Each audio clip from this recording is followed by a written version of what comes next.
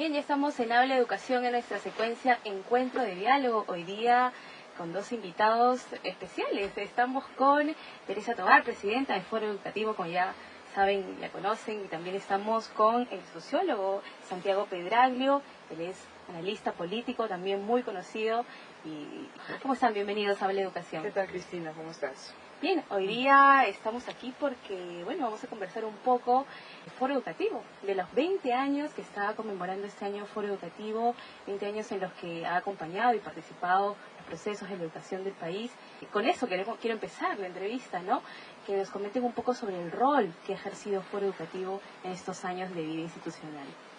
Bueno, hablar de sí mismo es difícil, pero asumiendo Foro Educativo como un hecho histórico, creo que ya pasaron 20 años de un momento muy difícil, ¿no?, que vivimos en nuestro país, ¿no? Foro Educativo nace en 1992, cuando coincidían tres factores muy negativos en nuestra historia. Por un lado, el punto más alto de la violencia, terrorista. Acababan de asesinar a María Elena Moyano, Tarata, todo eso, o sea, lo peor, ¿no?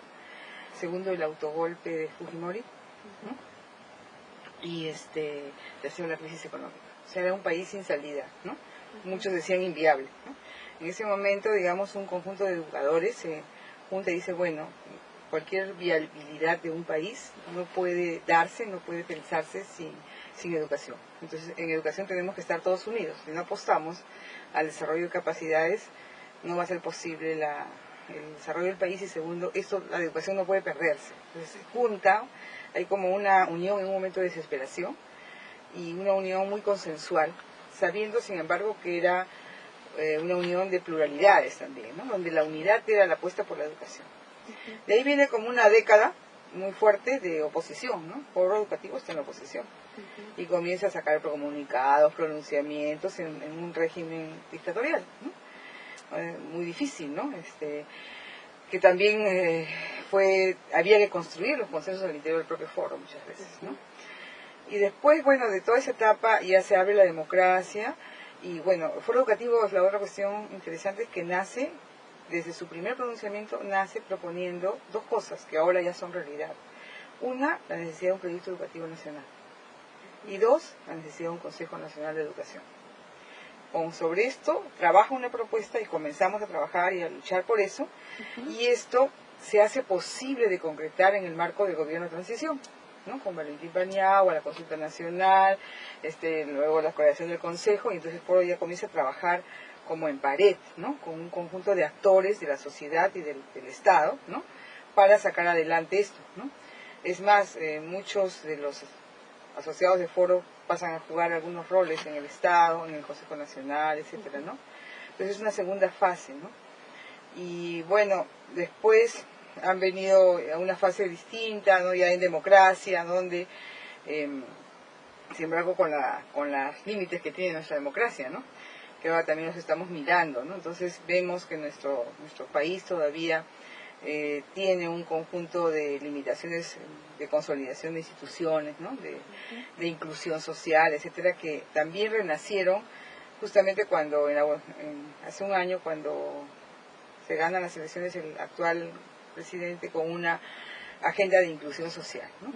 Agenda de inclusión social que ahorita estaría también veremos en puntos suspensivos, hay que ver hasta dónde se logra, etcétera, y también con un conjunto de contradicciones, porque obviamente para nosotros no existe inclusión social si al mismo tiempo no hay democracia, ¿no?, y no hay ciudadanía, ¿no? Entonces no se trata solo de repartir, de compensar diferencias, sino de asegurar una viabilidad del país. Entonces, y la educación tiene que ver con las dos cosas, con cerrar las brechas y también con construir, con constituir a las personas como ciudadanos.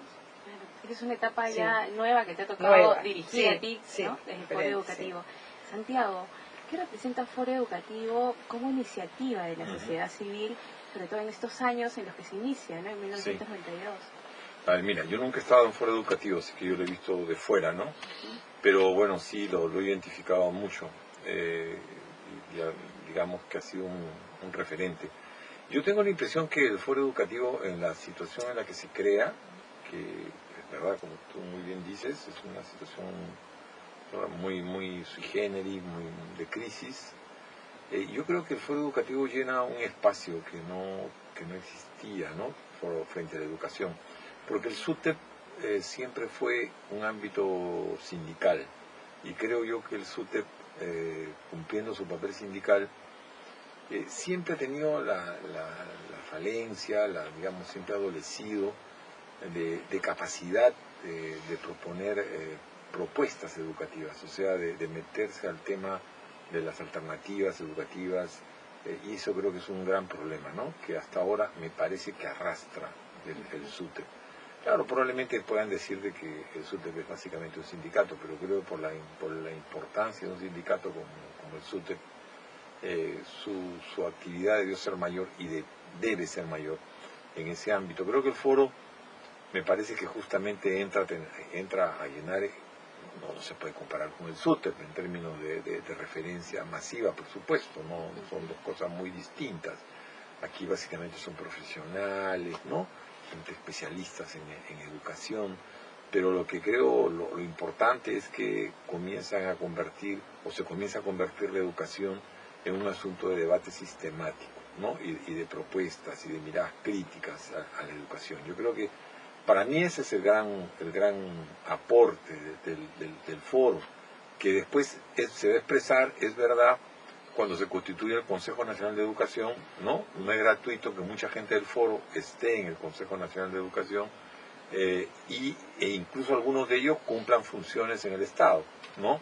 O sea que diversas funciones, incluso se convierten en algunos de ellos en altos funcionarios, ¿no? Ahora, a lo largo de estos 20 años, simultáneamente, creo que a pesar de los grandes esfuerzos del foro y de otras instancias de sociedad civil, lo hecho en educación todavía sigue siendo deficitario, ¿no? Es la impresión que tengo, ¿no? O sea que es algo medio esquizofrénico todavía, porque no hay quien no diga que la educación es el gran tema, ¿no? Pero cuando ya se entra al ámbito de las políticas, ¿no? Al ámbito de las prioridades, de los recursos incluso, sí, ahí hay muchas deficiencias, ¿no? Grandes deficiencias. O sea, creo que el impulso del foro, y me parece que ahora tienen que seguir, ¿no? Es clave, porque creo que la educación sigue siendo uno de los grandes obstáculos, si es que queremos tener no solo ciudadanos, ¿no? Con derechos, sino también dotar a este país de un crecimiento, un desarrollo, para no hablar de crecimiento sostenible, ¿no? ¿Qué es lo que hace que el foro permanezca 20 años con la vigencia con la que permanece hasta el momento, ¿no? Bueno, además del vacío que llena, creo que es que foro es sociedad civil, hacer sociedad civil es libertad. O sea, es medio extraño, pero digamos, hay personas que se van al Estado y por supuesto cumplen un rol, ¿no? Pero los que quedan en foro, los que no están en el Estado, siguen cumpliendo su rol de crítico, ¿no? De donde tú en foro eres libre, ¿no? Acá las personas vienen porque quieren, reflexionan porque quieren, y entonces hacen que esa reflexión sea libre. Al ser libre, porque cuando una reflexión es pautada, es mucho más difícil que permanezca. Pero esta reflexión de acá es libre, se basa en la autonomía de pensamiento de quienes estamos aquí en foro, y más el vacío, ¿no? Entonces creo que eso es lo que lo hace vigente, y creo que es una de las cosas más, de los capitales más importantes que tiene foro, ¿no? Y que jamás debe perderlo, ¿no? Que es su libertad. Por eso es que cuando hay asociados que se van al Estado, tienen licencia. O sea, se van y... Como es el caso de ahora, sí, que hay... y claro, ¿no? y antes y todo. Entonces siempre puede haber una relación con ellos, son amigos, son asociados, etcétera, pero digamos, ya no pueden ser directivos, ¿no? No pueden ser miembros directivos. Juegan su rol mientras están en ese partido y nos relacionamos, ya sea de manera crítica o no. O sea, nosotros mantenemos nuestra libertad. Creo que eso es muy importante para el país, ¿no? Y como dice Santiago, siempre hay puntos de discusión en educación, y uno de los puntos ahorita es, bueno, ahorita hay crecimiento económico, entonces ¿cuál es el problema para no invertir en educación? Entonces, es cierto, se ha aumentado en 1.300 millones, ¿no? Un presupuesto nacional, y es interesante que la actual gestión haya apostado a que esto va a ir a escuelas rurales, y esto va a ir a cerrar brechas, y esto nos parece necesariamente positivo, y ojalá esto no se interrumpa, ¿no? Pero eso no significa necesariamente que ya se solucionaron todos los problemas en educación, ¿no? ¿Por qué? Porque En primer lugar, habría que discutir cuál es el gasto mínimo de inversión por alumno, compararlo con otros países, cuáles son nuestras metas a ese nivel, ¿no? No vamos a contentar con cifras, digamos, incrementos en globo, o digamos, podemos tener una planificación más racional y decir, queremos llegar a esto. Segundo, ha habido una privatización silenciosa de la educación, ¿no? La gente ha migrado a la escuela privada porque la escuela pública se ha ido al tacho, ¿no? O sea, la escuela pública está pésima. O sea, no se ha ido necesariamente porque la escuela privada está bien, ¿eh? Porque las escuelas privadas no necesariamente están bien, las que se ofrecen los bonos, se han ido por esa razón. Entonces, ¿por qué no podemos apostar como Finlandia a una educación estatal de primera calidad, que es la única que puede hacer que todas las personas de escasos recursos tengan las mismas oportunidades que las que no los tienen, ¿no? Nosotros sí, bueno, yo por lo menos sí apuesto por una escuela pública de calidad, ¿no? Lo que no significa que se prohíba la educación privada, pero sí que el Estado debe apostar por eso, fuertemente. El foro educativo tiene dos características básicas desde que se inició, y la primera es la búsqueda de consensos entre sus propios asociados y los de alrededor, ¿no?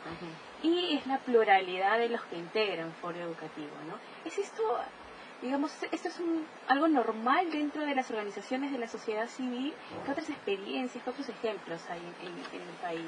A ver, mira, creo que una institución dure 20 años me parece ya muy importante, ¿no?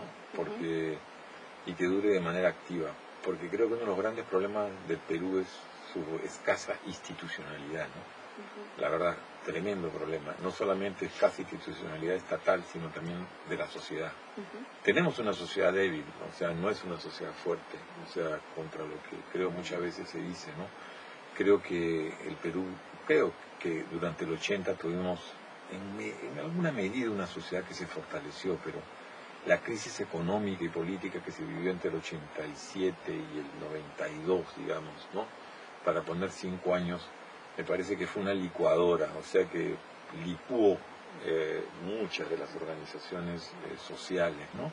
Y a la debilidad institucional histórica del Perú se sumó esta, ¿no? Que fue muy, muy dura. Por ejemplo, los partidos políticos en el Perú hoy, como partidos políticos, prácticamente no existen, ¿no? O sea, son instancias nacionales que no tienen representación regional, es un divorcio absoluto. Entonces creo que una organización dure 20 años y dure de manera activa y sea un espacio de debate, yo creo que es muy, muy importante, que debe sostenerse, ¿no? Y que incluso, en lo posible, incluso tener más injerencia de la que tiene, ¿no? O sea, porque creo que tiene, pero podría tener incluso más, ¿no? Probablemente es un asunto de recursos, ¿no? Yo sé que no es fácil conseguir recursos en las circunstancias actuales, más aún de crisis de las propias fundaciones, ¿no? Que yo comprendo eso, pero es crucial el que se mantenga el foro educativo y que mire lo más posible al país. Creo que es un esfuerzo del foro también, ¿no? O sea, participar de muchos talleres a nivel nacional, que sus integrantes tengan mucha presencia nacional. Yo creo, ¿por qué? Porque es clave convertirse en un referente no solo limeño, ¿no? Sino ayudar a ser un activista, ¿no? De la creación de un pensamiento crítico, educativo en todo el país, ¿no? Y yo creo que eso en parte el foro ha colaborado a que eso se haga, ¿no? Bueno, eso es lo principal. O sea, yo pienso también que hoy no... Es como que el proyecto educativo nacional, que fue un gran avance, ¿no? Que fue un gran avance, que se aprobó durante el 2007, si no me equivoco, se aprueba, ¿no? En enero del 2007, creo. En enero del 2007, sí, fue en el contexto de una huelga del SUTEP, si no me equivoco, que Alan García lo hace suyo, ¿no? Lo hace una política de Estado, al margen de la oportunidad en la que se toma, pero el hecho es que se hace política de Estado.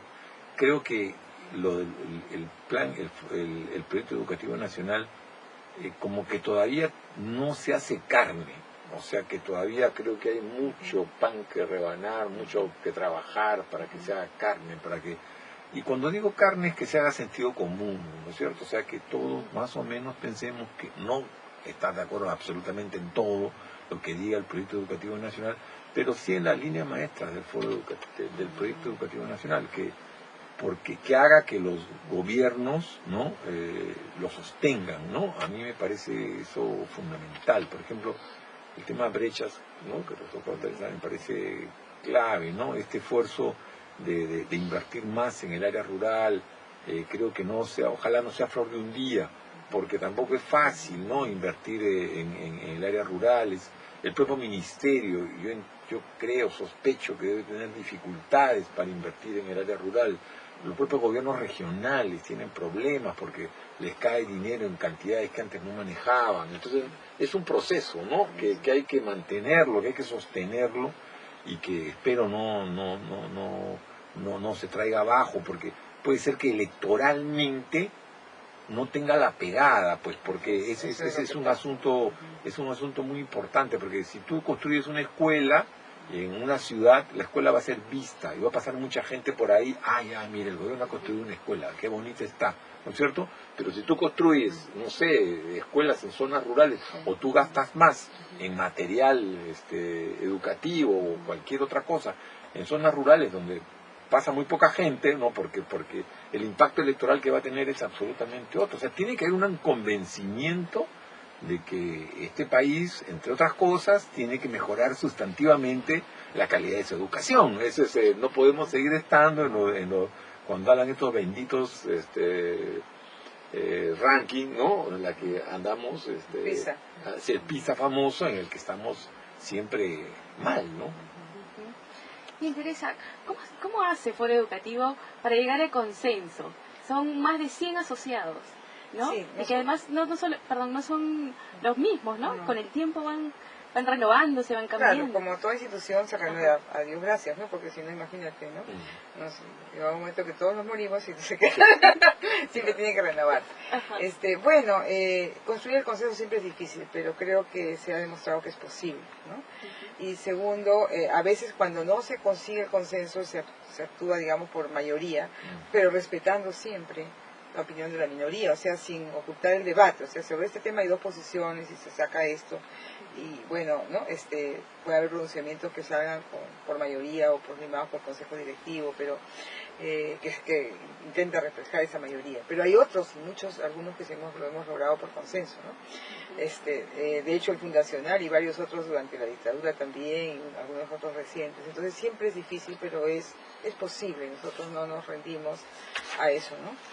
Bueno, no está mal también que a veces se aprueben cosas por mayoría, ¿no es cierto? Por si no nos saldría absolutamente, nunca, ¿no? no, o sea, creo nada. que es totalmente democrático, ¿no? Totalmente. Al contrario, creo que una organización que aprende a tomar acuerdos por mayoría y sigue funcionando de manera unitaria, es que una señal de que se está consolidando, que se ha consolidado, ¿no es cierto? O sea, creo, no es que no me parece mal, al contrario, me parece bien que se puedan tomar acuerdos por mayoría.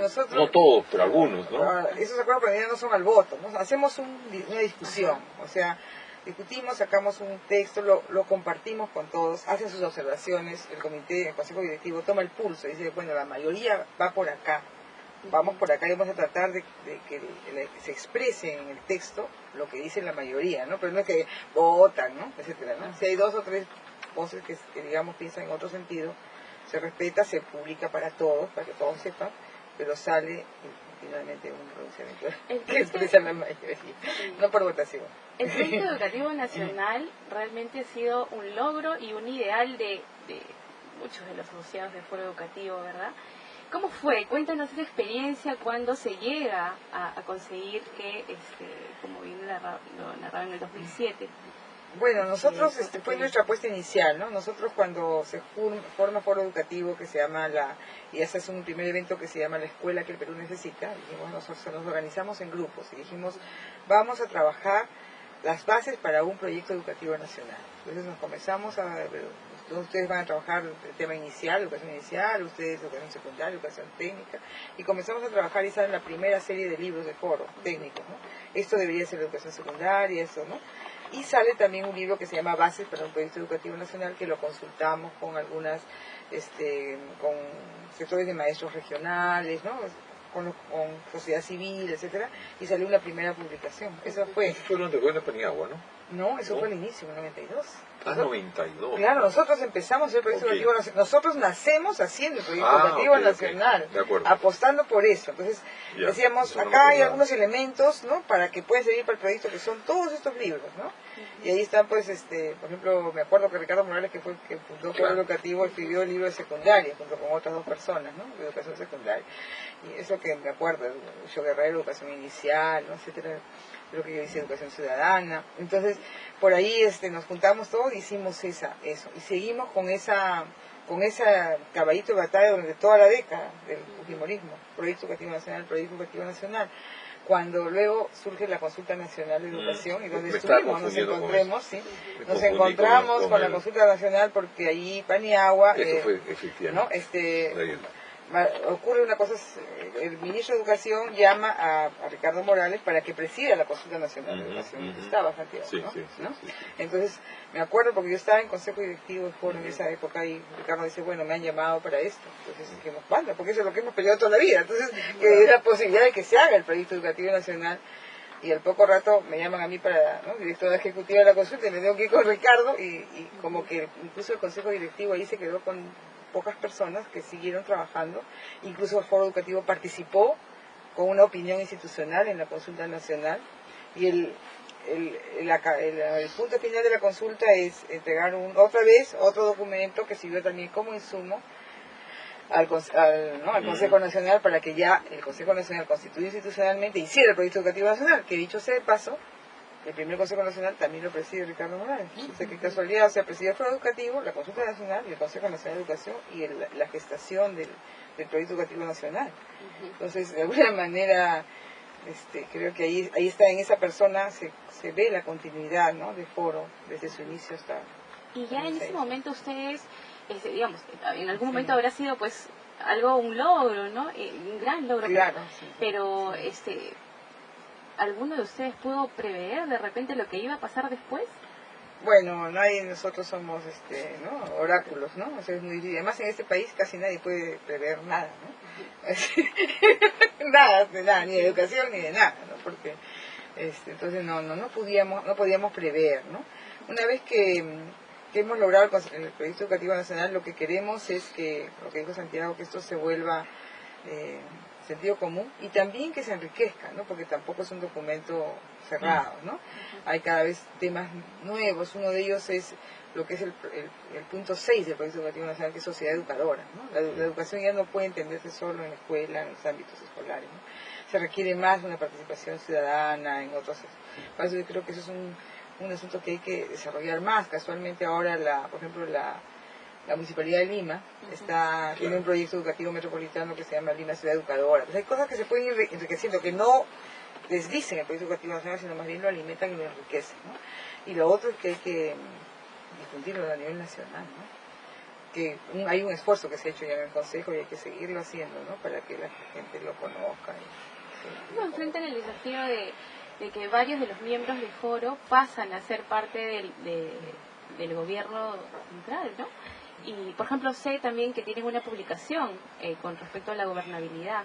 Tenemos varias publicaciones en relación a eso, ¿no? Por ejemplo, sacamos un libro de gobernabilidad donde se entrevistó a todos los miembros del foro que habían sido ministros o viceministros, y cada uno dio su papel, su versión sobre qué rol había jugado en la historia esa gestión, ¿no? Y también tenemos libros de balance. Por ejemplo, tenemos un libro de balance del gobierno aprista, ¿no?, de la gestión del gobierno aprista, ¿no?, que hicimos como comité directivo, pese a que habían incluso algunos miembros del comité de foro que estaban ¿no? O sea, es eso como capacidad de no perder la visión, ¿no?, frente a lo que existe, y en cada cosa tratar de ser objetivo, ver lo que sí está bien, lo que no está bien, y tampoco quedarse nunca callado, ¿no? Creo que ese es un reto que tenemos en foro, y creo que hasta el momento lo venimos logrando. Ojalá no se pierda esta... Te ha tocado dirigir esta nueva etapa con un nuevo gobierno. ¿Cuáles consideran que son los retos para Foro Educativo en esta etapa que viene, o en la que estamos pasando? A ver, imagino que son muchos, pero los más importantes, creo, primero que se mantenga, mira, una cosa básica, el interés en la educación, así, ¿no? Que el gobierno no descuide la educación, que no pase nuevamente a ser el quinto punto de la agenda política o el sexto, sino que sea un punto central de la agenda, ¿no? A mí me gustaría hacer que el presidente esté mucho más activo en relación con la educación, verlo más, así como habla, y el premier habla tanto de la minería y de conga y de, no sé, de cualquier otro tema vinculado a la industria extractiva, bueno, que el 20% o el 15% de que le dedican a eso, le dediquen al tema de educación, como a salud también, ojalá, a ambas cosas, ¿no?